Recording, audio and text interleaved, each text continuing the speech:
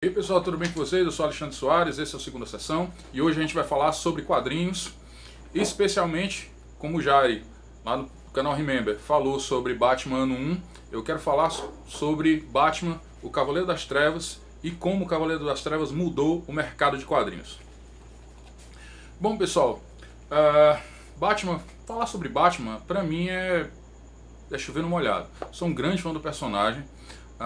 Comecei a colecionar Batman em 1989 e foi quando eu assisti Batman do Tim Burton no cinema. Então, cara, eu fiquei fascinado. Eu peguei toda a Batman mania, tudo aquilo que vocês escutam falar, muitos escutam falar, e eu passei por toda aquela fase. Então, cara, uma das primeiras edições que eu comprei foi Batman, o Cavaleiro das Trevas. Essa daqui foi a edição que eu comprei na época, em banca. Batman, Cavaleiro das Trevas número 1, número 2, 3 e a número 4, que acho que é a capa que eu mais gosto. Mas uma curiosidade sobre essas edições é que essas não são as capas originais. A editora Abril, ela tinha essa mania, ela trocava as capas para deixar mais da forma que ela queria, como o Jorge da página Gico HQ falou, que a editora Abril, ela tinha o Abril Verso, que ela fazia o que queria, trazia o que queria, publicava o que queria, cortava as páginas que queria, mas isso daí você pode conferir lá no canal Gico HQ, no Museu dos Quadrinhos. Cara, Cavaleiro das Trevas, ela foi originalmente lançada aqui no Brasil em 1987. Como vocês podem ver aqui, ó, na edição número 4,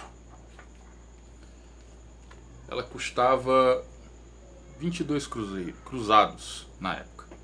Só que uma curiosidade sobre Cavaleiro das Trevas é que quando ela chegou na editora Abril para ser publicada, eles queriam publicar ela nos moldes da Batman 1, queriam ser publicada em formatinho.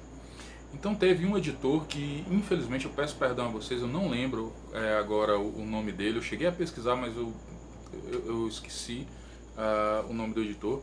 Ele brigou para que a Cavaleiro das Trevas saísse em formato americano, formato de luxo, tal, que seria uma das primeiras minisséries da editora Abril a sair nesse formato. E passando esse tempo, Cavaleiro das Trevas saiu, depois de muito relutar. Cavaleiro das Trevas foi um tremendo sucesso.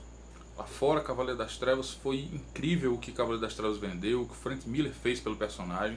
Até hoje, Cavaleiro das Trevas é um HQ atemporal. Porém, Cavaleiro das Trevas também ela mudou o mercado de quadrinhos. Porque até então, lá fora, tanto lá fora quanto aqui, não existia republicação. Você reeditar um quadrinho que já foi lançado, muito difícil. Então o que aconteceu? Cavaleiro das Trevas foi a primeira minissérie do Batman, o primeiro quadrinho do Batman a ser republicado, a ganhar uma republicação dos Estados Unidos que vendeu tanto quanto a primeira. Para vocês terem uma ideia, só aqui no Brasil, Cavaleiro das Trevas foi republicada 10 vezes. Só a editora Abril publicou essa edição, né, publicou as 4. Depois ela publicou um encadernado com a capa azul, um encadernado com a capa vermelha. Isso ainda antes da década de 90. Depois disso, ela conseguiu publicar. Então a gente já está em 3. A publicação da minissérie em 4 edições e 2 encadernados. Depois a editora Abril publicou Cavaleiro das Trevas em 2 edições, já nos anos 2000. E depois publicou ela em mais 4 edições, trazendo finalmente as capas originais, que são essas aqui. Depois disso, a editora Panini assumiu a DC aqui no Brasil e ela trouxe Cavaleiro das Trevas em capa dura, que foi a primeira vez que ela foi publicada junto com Cavaleiro das Trevas 2, que todo mundo sabe que é bem assim, bem aquém do que é a primeira Cavaleiro das Trevas. Então ela publicou a primeira vez em capa cromada. Depois ela saiu novamente com a capa azul. Depois ela saiu novamente com a capa vermelha. Depois ela foi republicada com a capa azul e republicada com a capa vermelha. E não foram 10 vezes, foram 11 vezes. E depois ela foi republicada com a capa cromada novamente. Então foram 11 vezes que a Cavaleiro das Trevas foi reeditada no Brasil. Só que isso também mudou o mercado norte-americano, por quê? Até então, por não existir republicação, as edições originais elas eram caras e cada vez mais caras, como por exemplo a Action Comics número 1, que chega a custar 3 milhões de dólares. O problema é que isso nunca conseguiu alcançar o mercado brasileiro. O nosso mercado de quadrinhos ele tem bastante raridades. Porém, depois que a Panini assumiu esse mercado de quadrinhos, as edições pseudo-raras, elas praticamente se acabaram. Porque elas estão o tempo inteiro sendo republicadas.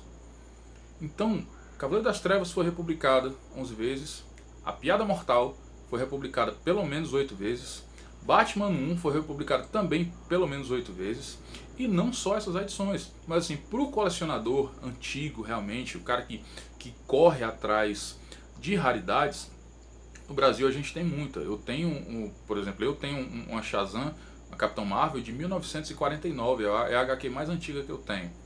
Só que nunca funcionou aqui no Brasil essas raridades custarem 5 mil reais, 10 mil reais, porque existe a especulação de mercado no Mercado Livre. Você coloca o preço que você quiser.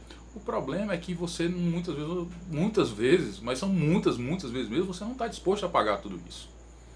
Então, o mercado americano funciona por quê? Porque as primeiras aparições originais realmente são muito raras. Só que tudo acabou sendo republicado depois lá, na Showcase, na Essential da Marvel. Então, para o leitor ocasional, para o cara que só quer ler, isso era fantástico. E aqui no Brasil, ela também, as edições número 1, 2, 3, 4 de diversas editoras também foram republicadas diversas vezes.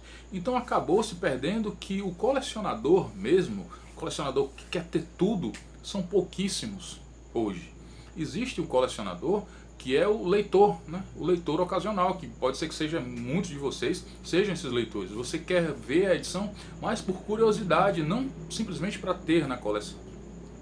Uma coisa que eu sempre me foquei bastante é que quadrinhos, cara, é papel, certo?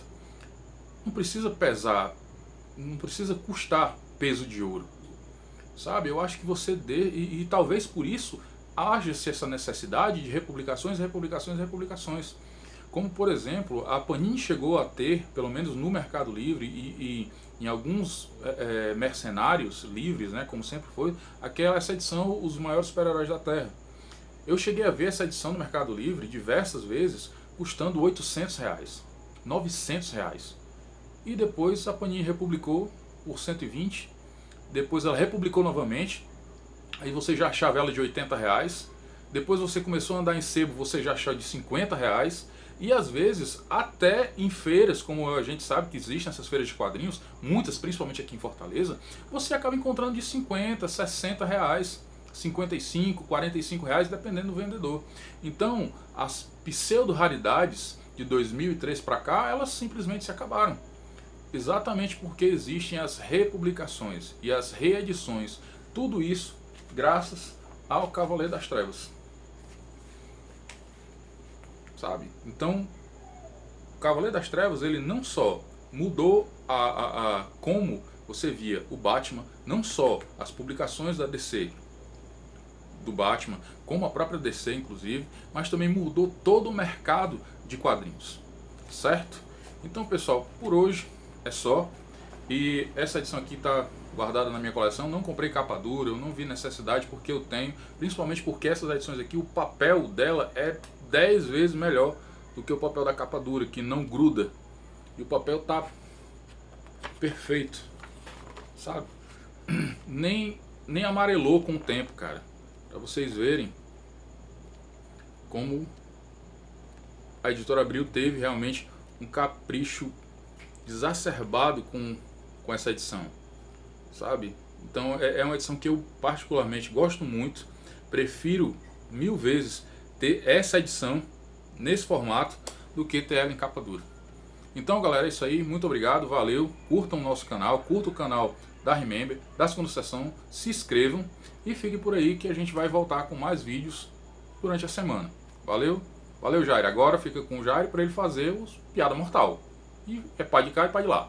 Valeu!